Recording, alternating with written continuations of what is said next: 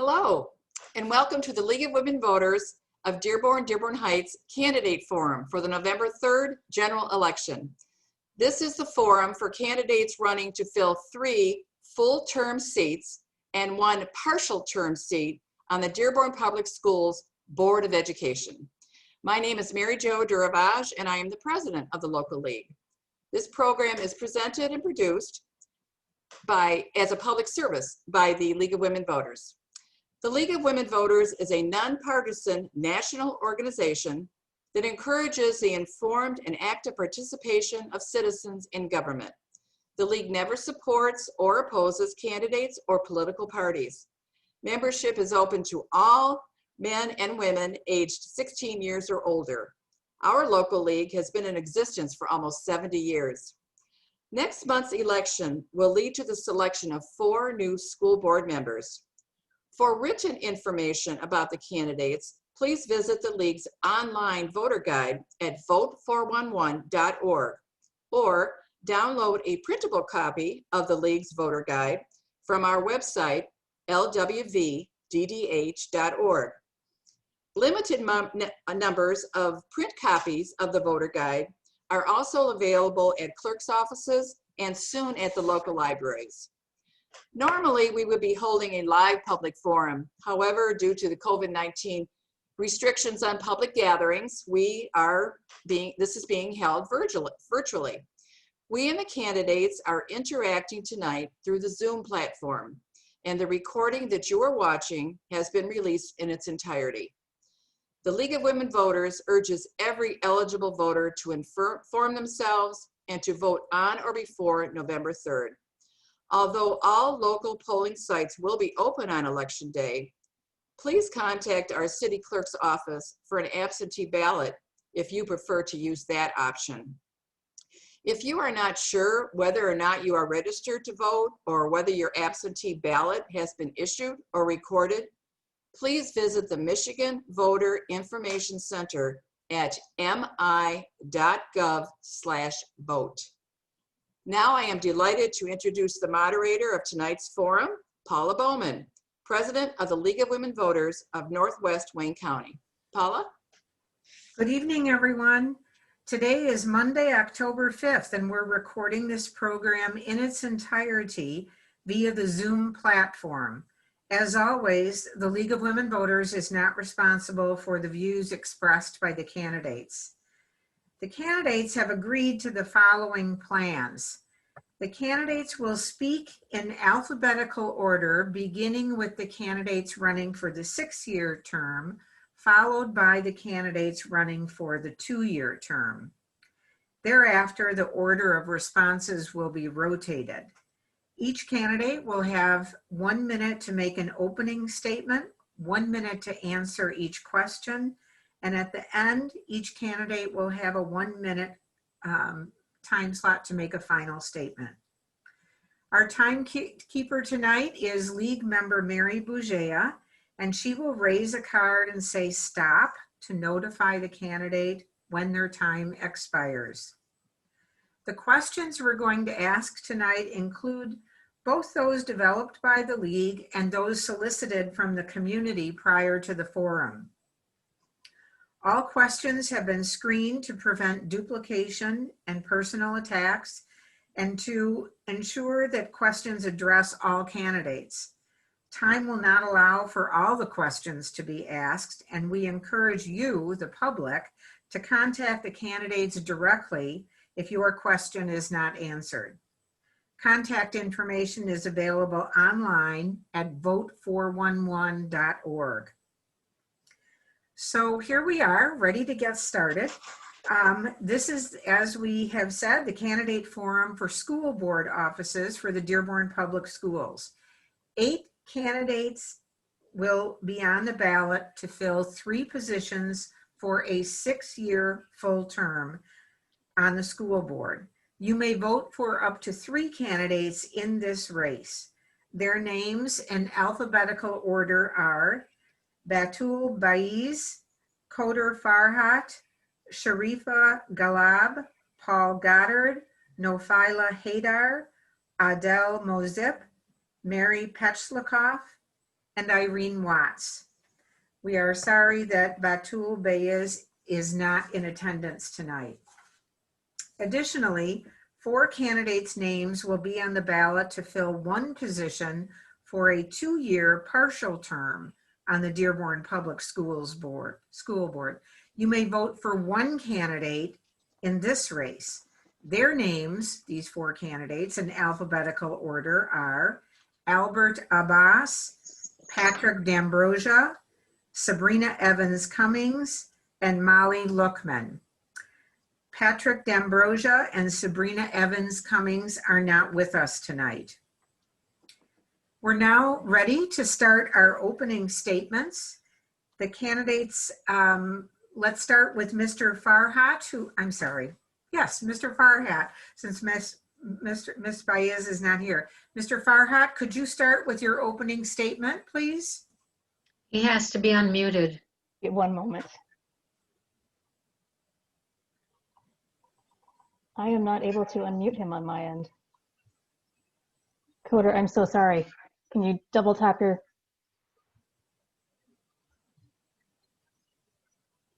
We still can't hear you, Philip. You have to unmute yourself. Mr. Farhat, can you try to unmute yourself? Looks like he's calling someone over to help him. Yes. Okay, Can you hear me now? yes. Can. Sorry Go about ahead that. with your 1-minute statement. Sure. Hello, everybody. Thank you so much for the League of Women Voters for all the tireless work and advocacy that you guys do around the clock. And I want to thank all the candidates for taking their time, efforts for the sake of serving our community and our schools in Dearborn. My name is Goddard Farhat, and I'm running for the 6-year term. I'm a public speaker, advocate, and public policy maker, and a vicious fighter for quality education, accessibility, and equity for all. I was born blind in Beirut, Lebanon. I immigrated to the States in 2009 without speaking a word of English. I attended Edsel Ford High School, though I went to Lincoln Park because they have the program for the blind. And then I went to Henry Ford College. I pursued my associate in special ed as well as my bachelor's in political science from the University of Michigan, Dearborn. And currently I'm pursuing my master's in public administration and policy at the U of M Dearborn as well.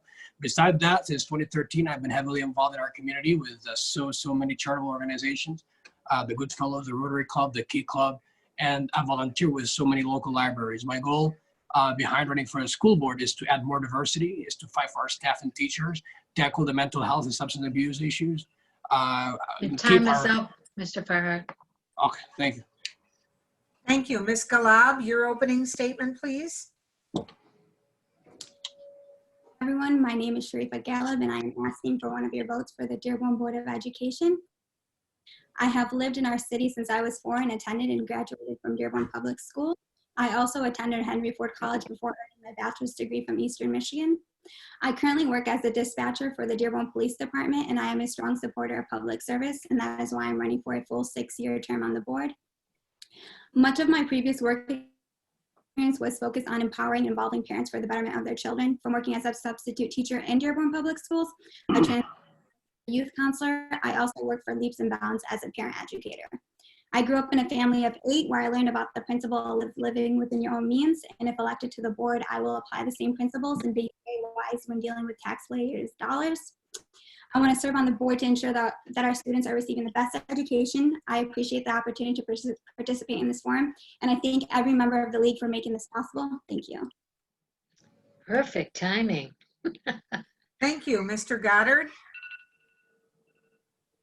Hi, everyone. My name is Paul Goddard, and I am running for a 6-year term. I'm highly qualified, I'm energetic, and I'm devoted to Dearborn Public Schools. My wife and I have 5 children, 4 of whom have graduated from Dearborn Public Schools, and we have a middle schooler who's still in school. I've got a lot of experience working in the schools, PTA, scouting, tons of other small activities that don't get really written down. I've also got experience in the business world. I've been working with Ford Motor Company since '99 in the finance skill team, managing projects large and small, working with people, small, large teams, and managing budgets up to $250 million. I'm running on a very simple platform: clarity, kindness, and competence, and the recognition that teachers are on the front line and we need to listen to them more, and that every child is the center of someone's universe. That's it. Thank you. Thank you. Perfect. Thank you. Ms. Haydar? Good evening, everyone. Thank you, League of Women Voters, for putting on this forum and always educating the voters of Dearborn in every election. My name is Nafaila Haydar. I am a lifelong resident of Dearborn. I attended and graduated from Dearborn Public Schools, Henry Ford Community College, and I earned my bachelor's and master's degree from the University of Michigan.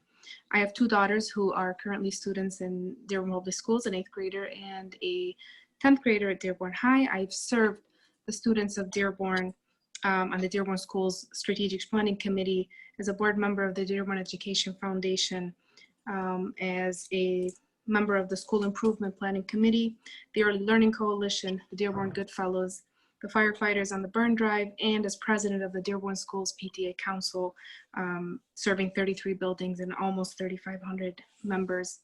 I've served the special needs community at the Access Hope House in Dearborn, and I've served students in so many capacities that I feel that it's time that I serve in the highest capacity on the Dearborn School Board. Please consider me for one of your votes on November 3rd. Thank you. Thank you. Mr. Mozip? Thank you. I'd like to thank the League of Women Voters for holding this forum, as well as their efforts to inform voters about important matters. I'm a proud member, along with my wife, since 2016. My name is Adil Mozip. I'm vying for one of the 6-year terms seats on the school board. I'm a software developer, a Dearborn father. I work for Beaumont Health, an active citizen who loves Dearborn schools and Henry Ford College. I've been a resident here for 20 years. I attended Fordson as a new immigrant. I have a bachelor's in computer engineering and science from the University of Michigan, Dearborn, and an MBA from Wayne State University. Our taxpayers, they deserve a good return on their investment. A successful, fiscally responsible, and innovative district, as well as an outstanding college. I'm running to ensure quality education for our students, strong schools with happy educators. I will always advocate for an equitable allocation of resources for our students. I'm a member of AYSB. I served as its president, Deer Park PTA, League of Women Voters, and many more. Up. Thank you. Thank you. Ms. Petlichkoff, your opening statement? Good evening, and thank you, League of Women Voters. I'm Mary Petlichkoff, and I'm seeking re-election to the 6-year term. Having served 2 terms, I understand the role of a board trustee, as well as the many regulations and laws we must work with. I have contributed to the hiring of 2 award-winning superintendents, improving high school graduation rates to 95%, and developing many valuable instructional programs that support the varied needs of every student, including several collegiate academies and an early college that gives our students free college credits up to an associate degree. We have continued to maintain a balanced budget at both HFC and the district while growing our rainy day funds that protect our financial status and taxpayer dollars despite challenging revenue streams. I have demonstrated sound proactive judgment for 10 years, voted on by you in the past, and ask that you return me to help guide us through the uncertain times ahead. Thank you. Thank you. Thank Perfect. you. Ms. Watts, your opening statement? Thank you. Just wait a second, I gotta get ready. Okay, now you can go. Thank you to the League of Women Voters for putting this on. I think this is very important that we are able to have this forum, especially in these times. Thank you. My name is Irene Watts, and I'm running for Dearborn School Board 6-year term. I grew up in Dearborn Heights to immigrant parents who valued education as the key to the future success of their children. After college, I met my husband who grew up in Dearborn, and we started our family here. I'm a former longtime educator and administrator with experience teaching, as well as balancing budgets and establishing curricula. I'm a PTA member and a volunteer at Lindbergh Elementary. I also am a volunteer and fundraiser for various charitable organizations and a former Dearborn City Beautiful Commissioner. I believe that my extensive experience in and out of the classroom, combined with my community engagements, would make me a valuable asset for our students, teachers, parents, and administration. Thank you. Thanks. The following 2 candidates that we're going to hear from next are 2 of the 4 candidates running for the 2-year partial term. Mr. Abbas, your opening statement, please. Good evening. My name is Elber Abbas. I'm an active and dedicated father of 4 children, 2 of whom are currently enrolled in the district, with the other 2 following in the years to come. My beautiful wife, Joanne, is a nurse practitioner serving the underserved. Is an inspiration for me. I'm a lifelong resident and a product of our school system. I'm a graduate of the University of Michigan, Dearborn. I have my MBA from the University of Phoenix. I am currently the chair of the Education Committee on the Dearborn Community Council. I'm the only two-year candidate with children in the district. I'm the only candidate that serves on 2 subcommittees under the leadership of Dr. Glenn Maleko. I have helped save the district over $250 million, and I'm working alongside Dr. Maleko and the administration to come up with a more fruitful plan to address our infrastructure problems. I've never left your side and have continuously worked for the betterment of students, faculty, educators, and our residents. I have also put out a plan to save. Thank you. Thank you. Ms. Luckman, your opening statement? Hi, good evening. Thank you for hosting this to the League of Women Voters. My name is Molly Luckman. I'm running for the 2-year seat on Dearborn Public Schools Board of Education. I have about 17 years of education-related experience. I started my education career right out of high school as a youth leader, a parapro, and then continued on as a teacher. I am the only 2-year candidate that has worked on all levels of education. I worked at a community college as an associate dean, so I was able to understand the workings of a college as well as how the elementary, middle school, and high schools function. I am currently running to represent the Dearborn community, and I look forward to earning your vote. Thank you. Thanks. We'll now begin with our questions. Mr. Farhat, we'll be asking you this question first. Considering... Wait a second. I've got to get out of here. Because I have it set for 60 seconds and she didn't take 60. Okay, now. Okay, here we go. Considering that so much instruction is being conducted remotely during the COVID-19 pandemic, what measures should be implemented to ensure that each child has adequate access to and instruction in using technology at home, especially for low-income families and special needs students? Can you hear me? Yes. Wonderful. So this is a very exceptional time by which a lot of families, a lot of parents, a lot of students and educators and teachers are going through such very challenging time. And especially for the underprivileged, poor, special needs, and everything in between. I believe that every student should be set for them high expectation. We should provide all the equitable opportunities, all the resources that they need. That's whether for language interpretation, whether it's for special needs accommodations, whether it's for packets via mail, helping the parents to be more involved, and make sure that the students are receiving the highest and the best quality education, even virtually. Setting up the learning labs are very important. So we need more cooperation and collaboration and providing everybody with the needed resources to succeed. Thank you. Thank you. Ms. Galab? Wait, we need to unmute you. There you go. I believe that we would have to ensure that their resources and needs are met. So we would have to have conversation with the parents to make sure that they have the resources they need. In addition to resources, if they don't speak English,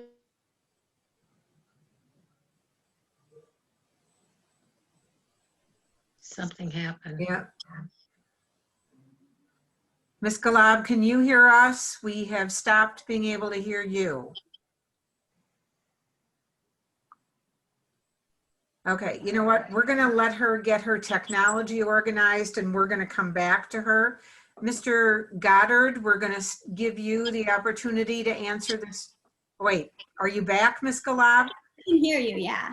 Okay, we missed all but about the first 10 seconds of your response. So can you start over again, please?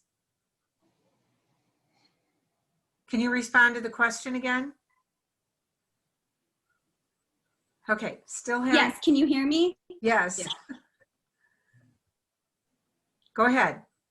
Can you hear me now? It might be my internet. I'll probably have to.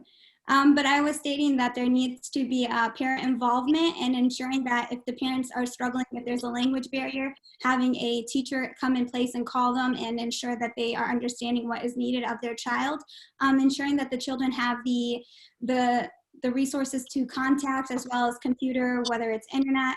I know I've heard that they're doing learning labs, so ensuring that if there are learning labs present, that they're going to be safe within the schools is very important. So yeah, so parent involvement, resources are available, and just communication is essentially the key in this situation. Thank you. Mr. Goddard? Good evening. This is a tough question.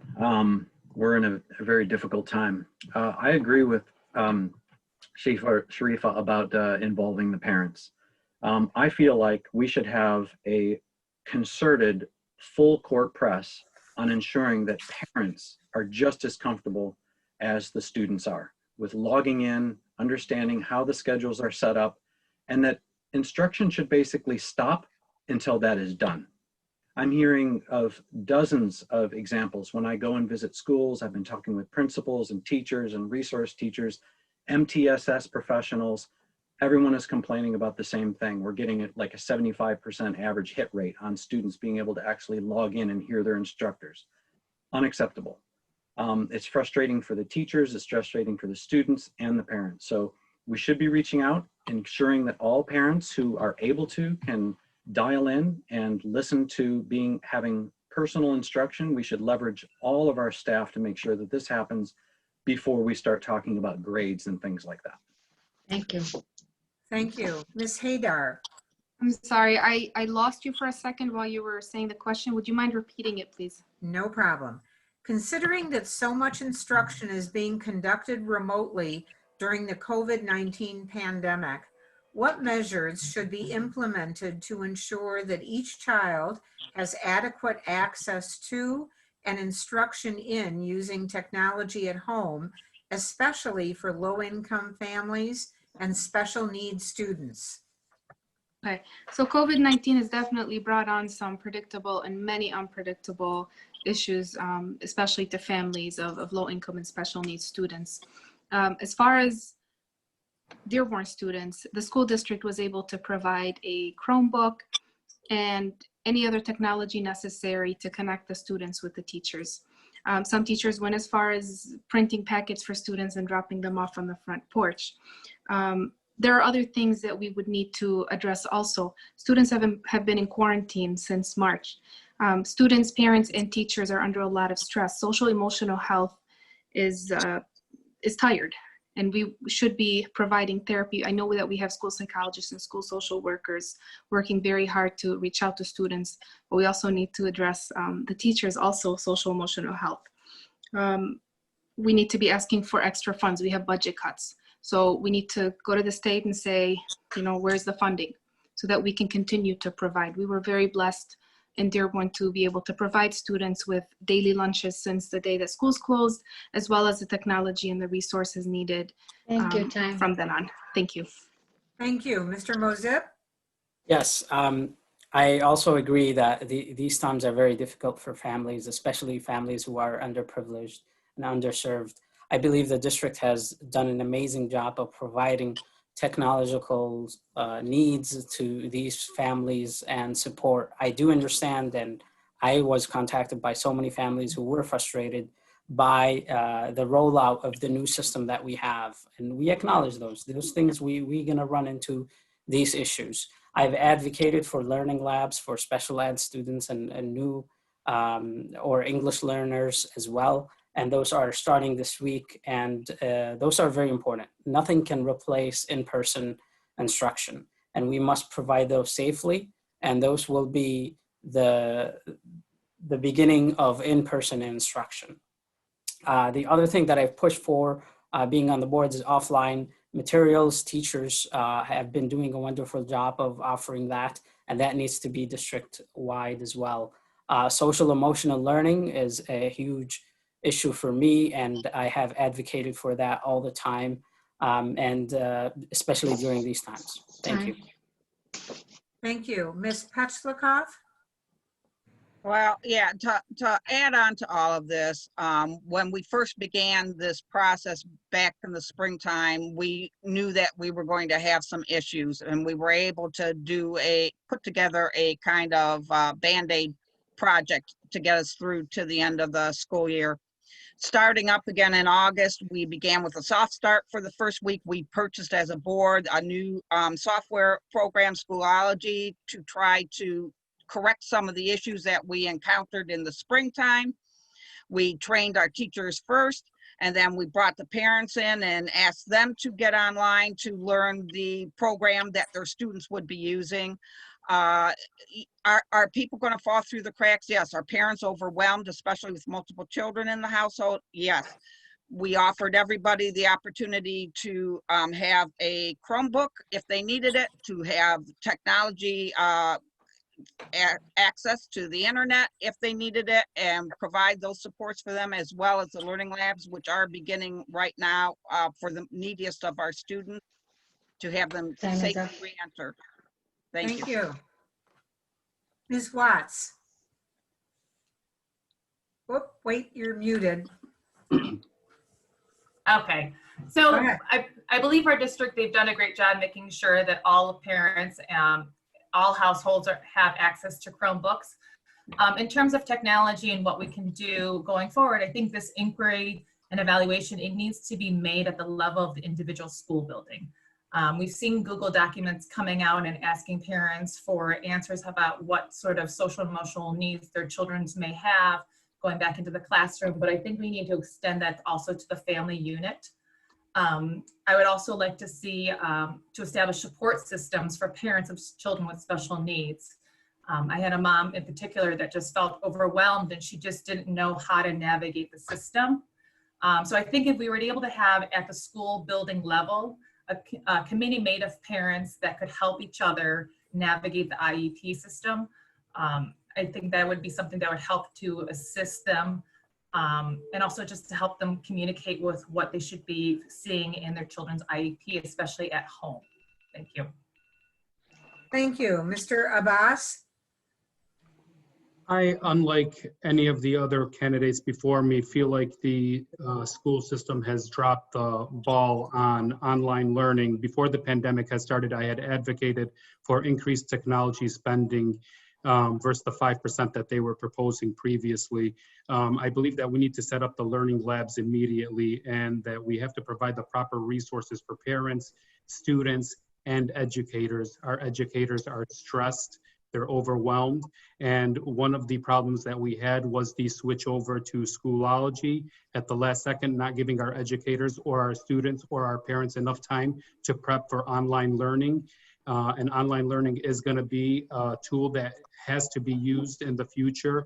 It's not a tool that will be used predominantly, but it is a tool that will be used and should be used, and we need to provide them with the proper resources. One of the other things that we have failed on is the NWEA testing. During a pandemic, I feel like our teachers and our students shouldn't have to be stressed with multiple hours of taking these tests instead of instructional learning hours. And so, thank you. Thank you. Ms. Luckman? So like many of the other candidates have mentioned, I think it's a really rough time right now, and we do need to place a special emphasis on offering support, social, emotional, mental support for the families, the students, and the teachers. We also need to offer parents support in educating their kids, because they are taking more of an active role right now with that. Maybe offering them, coaching sessions on how to create an environment conducive to learning at home, which I know many parents have been struggling with. I also want to make sure that we ensure all students have undisrupted access to internet and technology at home. Disruptions in Wi-Fi, things of that sort, can really, really make it difficult for students to learn. As a teacher, I know the need for students to have in-person teaching with a qualified teacher, and the support the district. I do support this district's decision in having the learning labs, and I believe they started that up today. So I'm looking forward to having students have that support available to them, and hopefully continuing it until the pandemic passes. Thank you. Ms. Galab, we'll start this next question with you. How do you plan to support students of color and other minority and marginalized student groups with their specific needs and address racism, bigotry, and bullying? I think communication will be key. Listening to the voices of those that are having issues is going to be the first step, and then acknowledging those issues and working with parents, teachers, and the students to help them have an understanding of what's going on is going to be the most important thing. I know there's many issues within the community, so having the partnership of colleagues is going to be very important to understanding specific issues that I might not understand, or I might not be dealing personally with, is going to be what's going to be important for me. So communication above all is going to be the most important thing with these issues, and being sensitive as well. Acknowledging communication and being sensitive to topics that some people might not want to talk about and address.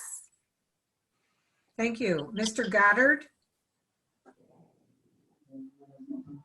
Another really good and tough question, frankly, because we spend a lot of time just trying to teach reading and writing and arithmetic.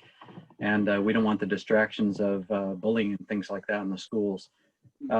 Foremost, I don't believe in being colorblind. I feel like we should be talking about the differences that we have and that add to the diversity of the nation. We're not a melting pot, valid, where we need to recognize and appreciate individual people's contributions in language. And there are ways to leverage that, but we got to be sensitive. So I think work with individual principals to understand what the needs are at the schools and talk about what programs are available and which ones we can afford, and move carefully, but be kind and be clear and recognize that there are differences and that we should learn to appreciate one another's differences. Thank you. Thank you. Ms. Haydar? Hi again. Okay, so Dearborn Public Schools is a very, very diverse district, but let's be honest, this conversation, the inclusion and diversity conversation is not as out there as it should be. I'm one to say, I see you, I know that you're, maybe a different race than I am or speak a different language than I do, but I see you and I respect you and I want to learn more about you. During my service on the PTA Council, my service was so distinguished that I was invited by the National PTA to speak on inclusion and diversity. And I actually have about, a 30-slide presentation, but I don't think we have time for that right now. So I've done a lot of work on diversity and inclusion, and I think I would be an asset to the board in bringing up this topic and discussing it. Thank you. Mr. Mosier? Thank you for the question. I'll address it in two parts. The first part, obviously, is to acknowledge that racism and bigotry exists, and we should condemn it in every way. The inclusion of underprivileged and African Americans in our district should be one of our major objectives. We should also hold student-led conversations on these issues. The other part that I want to address is bullying, which has been also an issue that I feel very passionate about. I was myself bullied as an immigrant student, and we should hold a zero tolerance policy at the school district and implement restorative practices to go about bullying. So I was fortunate to lead the anti-bullying resolution last year. I'm willing to bring it again to the board to pass that and have that as a guiding principle for the district and the college. Thank you. Thank you. Thank you. Ms. Pachlikov? Oops. Yes, we know that everybody is usually has unintended biases that they might not even recognize that they're doing. The school district has made efforts. We have an anti-bullying policy. We have restorative practices. We have a student advisory council, and we're planning on moving that from the just high school students into the middle school scenario so that we can get feedback and have input from our students directly. But we know that racism is quietly eroding a lot of the civility in all of our community endeavors, and our schools are no barrier to having that presentation, and we have to make sure that in each and every building we give the opportunity to address it, to have parents be heard, to have staff be heard, and to have the students be heard, and do a better job of exposing it when it happens, and being compliant in eradicating it where we can. Thank you. Time's up. Thank you. Ms. Watts? Thank you. So we need to go beyond just the restorative practice. I think at minimum, our foundations should have, every school building should be equipped with a cultural and diversity committee. We should have one for students in every building. We should have one for staff, and we should have one for parents. So every building would have at least a minimum of 3 committees. Also, at minimum in the classroom, when you walk into a classroom, you should have books, artwork that reflects the student body that a student made. You should have pictures of the student's family in the classroom. This allows for conversations about what is culturally and our diversity in our classrooms, but to be able to share what makes us unique. Also beyond that, we should have probably every month have a different culture, but a celebration of that culture that includes food, music, dance, and this should be something that should be celebrated in front of the school board. And at minimum, and when it comes down to it, just listen to our shared experiences, because we all have a unique experience, but a lot of it is shared. Thank you. Thank you. Mr. Abbas? Well, I agree with Ms. Irene Watts that, you know, definitely you have to include activities that educate the students. And I think we need to do it early. We need to do it in the elementary programs that we have around the school. Our teachers spend more time on average than parents do with the kids. So giving them the educational resources to understand that, you know, we're all unique and we're all human and we all bleed and hurt the same way, and letting them learn about each other in early parts of their life and in early parts of child development, that'll help eliminate a lot of the bullying. And of course, the bullying we should have a zero tolerance on bullying, and that's my answer. Thank you. Thank you. Ms. Luckman? So as a former ESL teacher, my students used to partake in many activities that were similar to the ones that Ms. Irene Watts had mentioned, bringing cultural awareness to the classroom. I'd hope that we can do that across the district. I'm currently completing a fellowship with the Center of Creative Leadership and the Kellogg's Foundation on Diversity, Equity, and Inclusion. So I'm getting really intensive training on how we can incorporate that in our community leadership work. One of the things that I would like to see us do on the board is integrate curriculum that is more diverse and inclusive of the student body.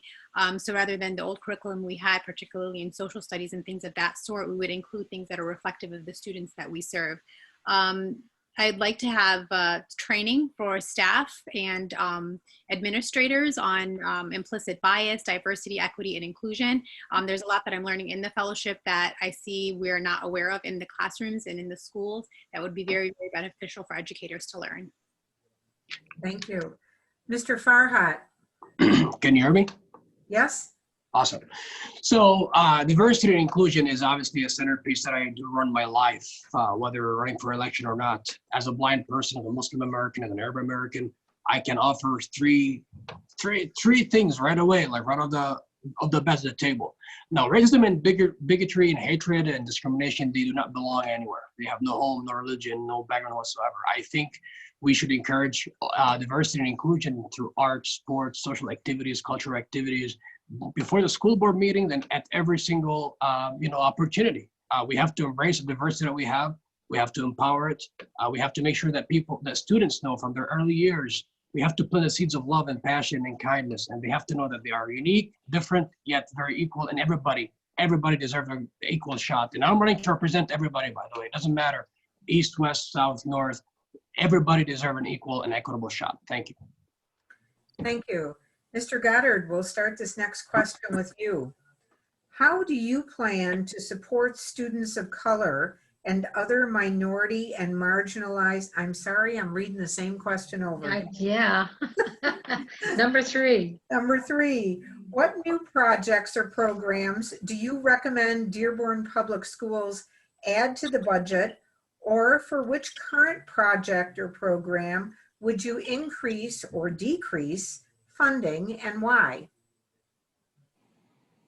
Great question. I'm not serving on the board right now, so I'm not totally familiar with all of the ins and outs of the budget. So having said that right up front, I've got a lot to learn.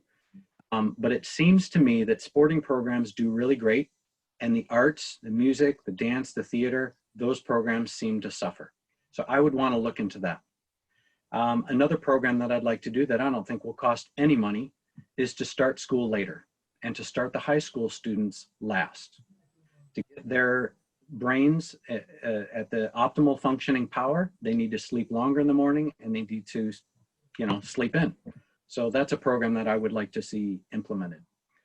Beyond that, I need to reserve my ideas until I learn a little bit more information. Thank you. Ms. Haydar? Okay, so our district has a lot of amazing programs, but I really think that we need to, and I would hate to take away funds from any program because all of our programs are great. I'm a huge advocate of the arts, music, and theater. My own daughters have benefited from theater for many years. Our special needs programs definitely needs an increase in budget. I believe that budget items such as technology, safety, not just physical safety anymore, because now we're fighting a pandemic, health and safety, graduation specialists, paraprofessionals, classroom resources. I guess anything that would support educators in the classroom that would give students optimal success. Thank you. Mr. Mozep? Yes, I do also agree that our district offers an awful lot of programs that are great to our families that are enjoying it. One program that I'd like to extend is a STEM program. Only less than 60 students get accepted to this amazing middle school program. I'd like to look for ways to fund transportation for those families who are unable to participate because you would have to provide your own transportation. This will extend equity to all families and making sure that we have a true representation of the families in Dearborn who are able to participate in STEM. I do also agree that special ed students need more help. So I would also back any more funding for that program. And the thing is, we have so many programs to fund, but the problem is the money. It comes down to the dollars. So in my own capacity as a school board member, I have to be always advocating for funding to our schools, whether it's coming from the public, from the state, or from the private sector. Thank you. Ms. Petchlokoff? Yeah, I do have to agree that we have, when I started in 2008, we had very few instructional programs to the degree that we have grown them in the 10 years I have been on the board. But some of the things we do struggle with still are the early child, the Young Fives programs that we began, but we don't have them in every building because we don't have space for them. I would not want to see taking funding away from anything because it's always somebody's favorite that helps their student and supports their student. The STEM program I would like to see more as a STEAM program, which would include the arts. And that we've had opportunity to look at it in the past, but that also requires financial and location opportunities for us to grow those programs. DCMST the same way. And our special ed program, our biggest struggle with that is finding the qualified staffing for. We lose them as fast as we can hire them. So that is something we have to invest in as well. Thank you. Ms. Watts? So I agree with many of the other candidates who would love to increase other programs. But I think COVID has taken the platform and has now become the #1 issue. Because of COVID, all of our students and all of our teachers and parents have all experienced trauma. And trauma can change a student's brain dynamic and result in behavioral issues where they're constantly in fight or flight. To mitigate this, we need to teach students coping techniques such as mindfulness, and we need to create curricula based on social and emotional. We need to make powerful connections between teachers and students to create a trusting, safe environment and provide students tools to build resiliency. Part of that would be to allow all teachers here in the district to have increased professional development in trauma and recognizing trauma, and also an implementation of social emotional learning as a foundation of all of our curricula going forward. Thank you. Mr. Abbas? So I believe that, you know, with the students with learning disabilities, that we have to invest more as well on that. We have to give them more opportunities to learn with dignity. We have to provide them with the proper resources. And, you know, I love sports, but not everyone is an athlete. And we have to provide something for every student to be able to participate in. We need to provide more real life situation programs for students, like check balancing and financial planning, and, you know, even stargazing, where students can get together around the football field and look in the stars and actually understand that they might be looking in the past when they're seeing a star that might not even exist. So, I mean, things that will inspire children to learn, I think we need to invest in that, and we have to give every student an equal opportunity, from the students with learning disabilities to the students that can't participate in sports because they're not athletically inclined as others. So I want to provide something for all our students. Thank you. Ms. Luckman? I think our number one priority, particularly with this pandemic, is the social, mental, and emotional well-being of our students, our parents, our teachers. I had a high school student call me last night, and who knows, I was running, and wanted to express that they're in need of more counseling on the school level. And so we're all aware of that, but when you have students reaching out and saying this is something that's a priority to us, I think it's something we definitely need to invest more in. So aside from that, I would say we also need to invest more in diversity, equity, and inclusion initiatives within the district, and community building initiatives. So we have a beautiful district, we have a great demographic, it's extremely diverse, but I don't think we are capitalizing on that because we're not enriching the diversity. So definitely the top two for me would be to offer parents, staff, and students counseling and support services, and also to invest in diversity, equity, and inclusion trainings for all. Thank you. Mr. Farhat? Absolutely. So I would like to reappropriate or rearrange some of the finance that we are going about it.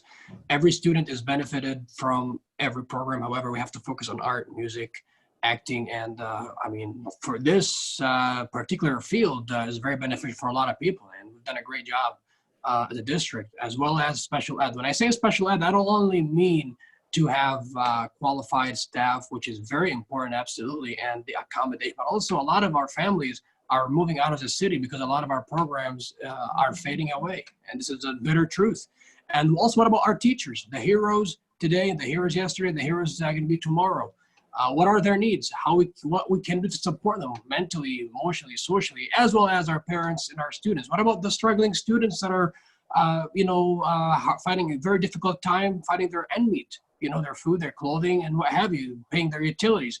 I believe we have to support every struggling student, and we have to support every thriving and successful student. Everybody deserves an equal shot at success. Thank you. Thank you. Ms. Galab? Hi. Due to the COVID situation, it's very hard for me to decide what we should focus on, what needs that we might have now are the same as last year. So currently, I do feel like the most important thing we need to focus on is the safety of the kids. And in addition to the safety with COVID would be the technology. How can we ensure that each child is safely getting the programs that were provided last year, because currently they're not getting any of those programs. So safety is number one, in addition to the technology and being able to have the children have the opportunity to participate in the activities they had last year that they are not currently participating in now. Thank you. Ms. Haydar, we'll start this next question with you.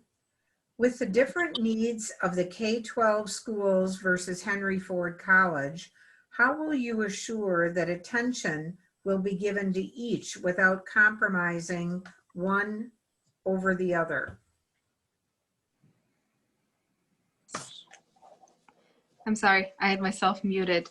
Okay, so the K through 12 and Henry Ford College each have their own budget. And the main role of the school board is to balance the budget. We need to, and it's not one versus the other. They each have their own. The school board is responsible for budgeting the balance and being transparent and being fiscally responsible. I know that in the K-12 we have infrastructure needs, and so as we do at HFC at Henry Ford College. So it's really I would need to see both budgets so that I can, and this is information that I'm not privy to at this time, but so that I could figure out how to work with each budget. Thank you. I should have mentioned before we asked you that this is the last question before our opening remarks. Mr. Mozip, your response? Sure. I think the most important thing is dedicating time. Board members are elected to making sure they oversee both the president of the college and the superintendent. And the college has unique differences than the school district.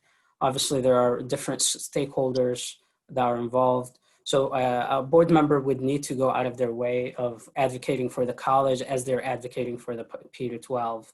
I've had the honor to go to DC, go to Lansing, and advocate for both. So I think the most important thing is offering that time to understand the challenges and the issues that are being faced by the school district and the college, and how do you address them, as well as being interconnected with the activities on college campus, as well as the families at the district level. So I hope that I will continue to do that and continue to listen to the stakeholders that are very different with many different demands and aspirations. Thank you. Thank you. Thank you. Ms. Petchlokoff. Well, I've had 10 years of wearing both hats and balancing the needs of the college versus the needs of the P-12. And you have to be very careful in not confusing the two roles. They are a little different. We do have different stakeholders. And whenever we have a confluence of requests, it's a wonderful thing to be a P-14 district. The only one in the nation at this point in time is what we understand. But we also have to be sure that we don't hurt one by robbing Peter to pay Paul, so to speak, when it comes to advocating. So we have to manage our time well, and we have to make sure that we do no harm when we go to invest in programs or other items that are going to be used from the taxpayer into the system. And I've been doing it for 10 years. It's you can do it, but you have to be careful and you have to be thoughtful about those decisions. Thank you. Ms. Watts. So thank you. So I think first and foremost, part of it is being able, like Mary said, to wear various hats, but also to know when you don't know something and to be able to say, that maybe you're not necessarily aware of something and to do your research. I mean, Henry Ford College has obviously their demographics and their student body. They have a different age group where the average student there is 24 years old. So their needs are going to be completely different than what we have through K through 12. I think the other thing is just being able to advocate, so not only doing your research and making sure you know what the different needs are, but be able to advocate it so that you can increase enrollment at Henry Ford College and to be able to find those various collaborations right now. And I think just also knowing, inside joke, to know the difference between Superintendent Maleko and President Calvahuna, since they look exactly the same, and that was something that they were joking about last week. But yeah, just to know and recognize that those are two different entities and with various stakeholders. And with Henry Ford College, that 40% of them are coming outside of the city of Dearborn. So I think the more informed you are, the better. Thank you. Thank you. Mr. Abbas? Okay, so, obviously you can't put one before the other, or one's more important than the other. You have to give them each the time that they require. And as problems come up, then you have to address those problems and come up with solutions. I think we can learn from each other from the K through 12 and the Henry Ford system, college system. For example, Henry Ford, we know provides a benefit cost ratio of 8.9, meaning that, you know, for every dollar that someone spends at Henry Ford, they're getting an 8.9 return. And that's what we need to do within our K through 12 program, is make sure that, you know, the taxpayer money is going where it needs to go so that we can also get a better return. And that's collaborating and learning and using one to learn from the other and address the problems as they come. Thank you. Thank you, Ms. Luckman. I think the most important thing is to be present, to be up to date, accessible, and in touch with the students, the parents, and the educators. They're all a critical part of this whole system. We need to know what their needs are. That's the best way to know how to allocate the resources equitably throughout the district and with the college. That's the only way we can offer all students the best opportunities to grow and learn. So Dearborn Public Schools, we pride ourselves on putting students first, but how do we put the students first is by knowing what they need, knowing what their educators need in order to best serve them, and knowing what the community needs and what funds we have and how to best allocate all of them. Thank you, Mr. Farhat. Absolutely. Henry Ford College is one of the most iconic things in our city, beside every single great other thing. Having said that, and given the fact that the board is responsible for both, I think they have to continue each other. We have to support them equally. We have to make sure that Henry Ford College remains affordable, diverse, as well as we should work on expanding the partnership between the college and neighboring colleges and universities, as well as empowering the existing connection between our K through 12 and the college through supporting our students to go to the dual program, collegiate academy, early college, and even, employment opportunities and what have you, everything in between. Is going to take time, efforts, and deep devotion. So looking at it in depth, it's a great investment in our students, and we should protect them and do our best to ensure their well-being no matter what. Thank you. Ms. Galab? Whoop, you're muted. There you go. Yes, sorry. I think the first step is understanding that the board is going to be addressing both issues for both K-12 and the Henry Ford. And when you have the general understanding that you are for both and they are separate entities, make sure not to short one over the other. Find out what each one needs and then follow through as you go along. They both provide excellent services to the community, and not to put one over the other. K-12, we have such an excellent system in Dearborn, and I'm very proud to be a graduate, as well as Henry Ford. It's such an excellent program. We have dual enrollment, we work together. So I think it's really understanding that you serve for both, but they are their own entities, and not to put one above the other.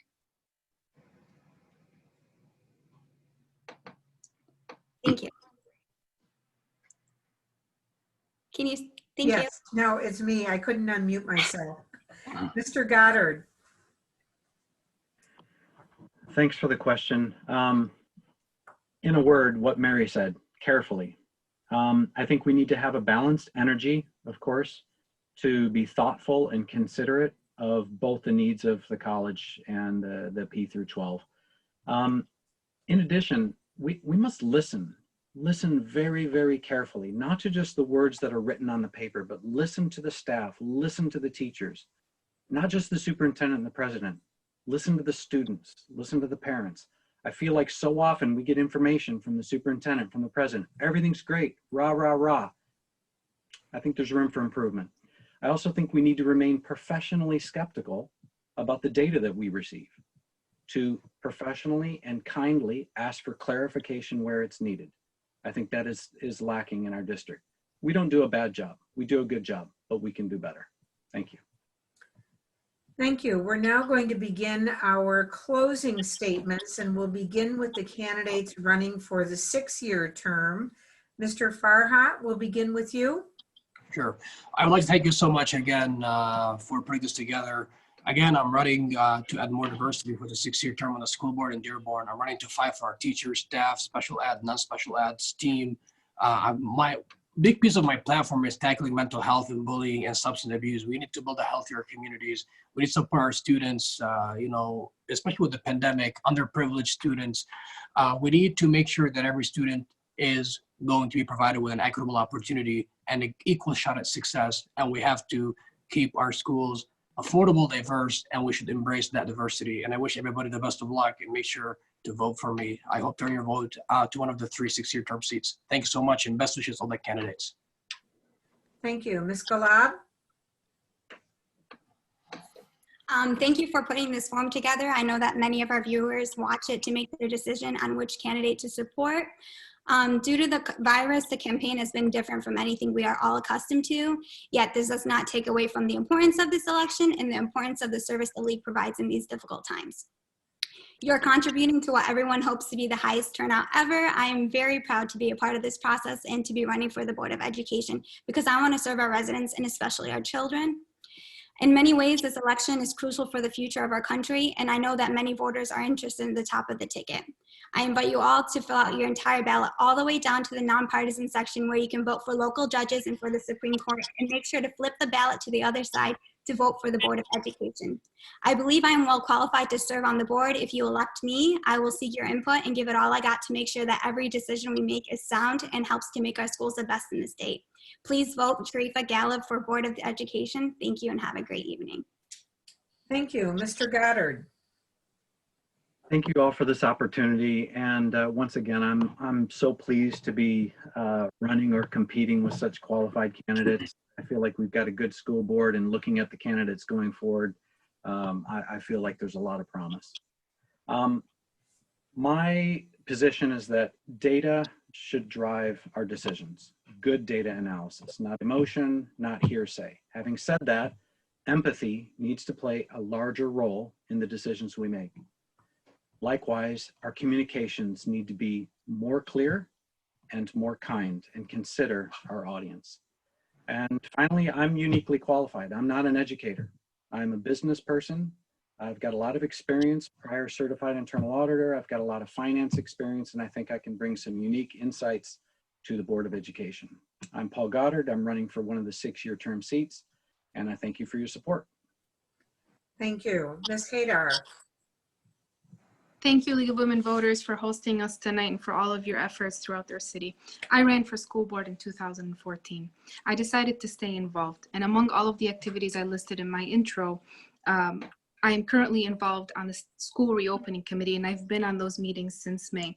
I served as PTA council president as an advocate for hundreds of parents. I attended nearly all of the school board and college meetings, so I have been in the room for over a decade.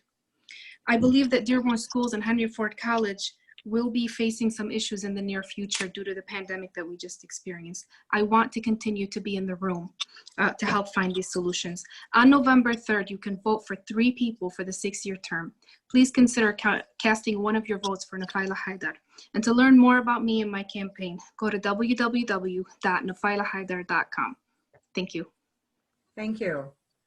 Mr. Mozip?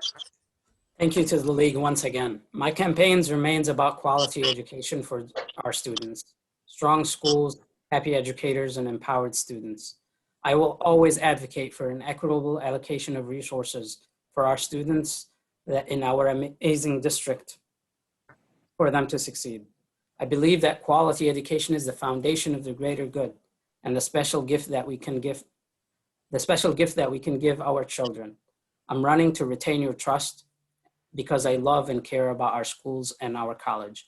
I bring leadership, sound reasoning, community-built relationships, and listening skills to the Board of Education. I, Adil Mawzib, hope to retain your trust on your school board as you vote this fall. To learn more about myself and my experiences and what I have done on my track record, visit adilmawzib.com. I will always keep my promise that I will continue always to listen to you, to your concerns, and to continuously improve the state of education in our schools and Henry Ford College. Thank you. Thank you. Ms. Petchlokoff? Thank you. A school board is most effective when it represents a broad cross-section of the city and understands the board's responsibility to the entire community. We know we will be welcoming new members with fresh input next January, but retaining institutional knowledge to build upon, along with experienced, tested leadership, is an equally important contribution as well. With 10 years of board service and a perspective reflecting the more seasoned citizen that continues to have a vested interest in public education and taxpayer dollars, I can help provide a vision and balance for the district's direction.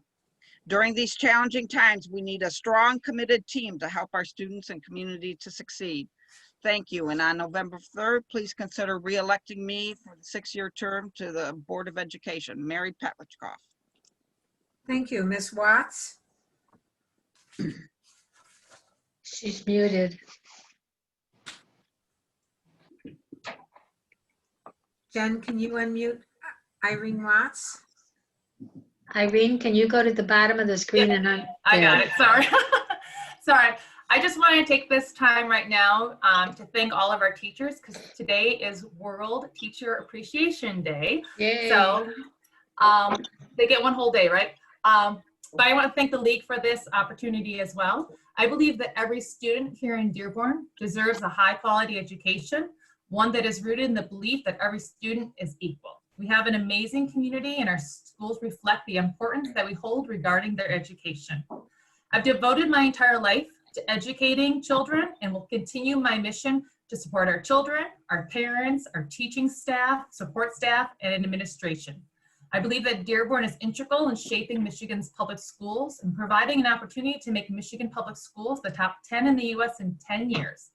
I believe that my experiences as a parent, educator, admin, volunteer, and child advocate makes me a strong candidate that our school board needs going forward during these uncertain times. Thank you, and remember, vote Watts, November 3rd. Thank you. We'll now have the closing statements from the candidates running for the 2-year term. I did want to mention that we had expected to have Sabrina Evans Cummings here, and we have been notified that she was delayed because of a medical emergency. So we are sorry for that, to hear that, and hope that things go well with her. Mr. Abbas will start the closing statements with you for the 2-year term candidates. Thank you.